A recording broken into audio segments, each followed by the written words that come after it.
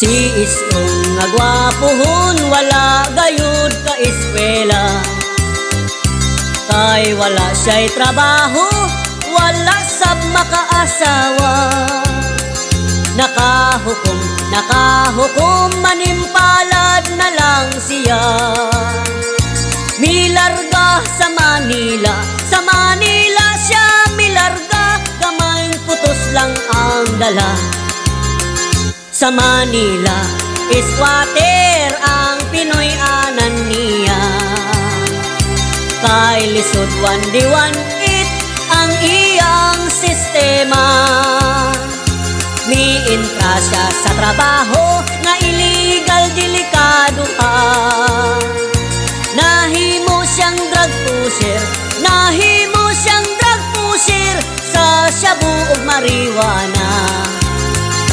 Nadakpan si istong natiklo na disgrasya. Gidalas mounting lupa, 20 anyos ang sentensya.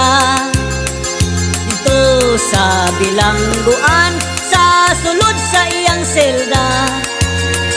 Mga adlaw gipalabay, lawas gipatik-patikan, gidruwing-druwingan pa.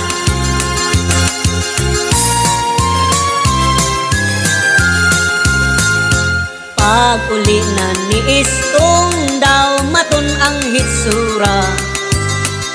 Inigbobo sa sinina, lawas daw karatula. May tatong nga dakong bitin sa bugan ug sa paa. Sa likod may agila, sa dughan adunay krus, may Ginoong nagdupa. Kapait di ay kung mabilanggo ka. Sa trabaho ay mudawat, kay lagi na piso ka.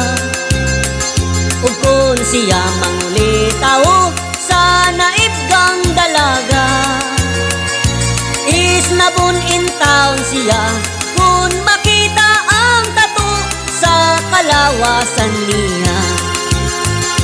Si istong sa istorya, nagdaro na lang siya sa bukid nag-inusara.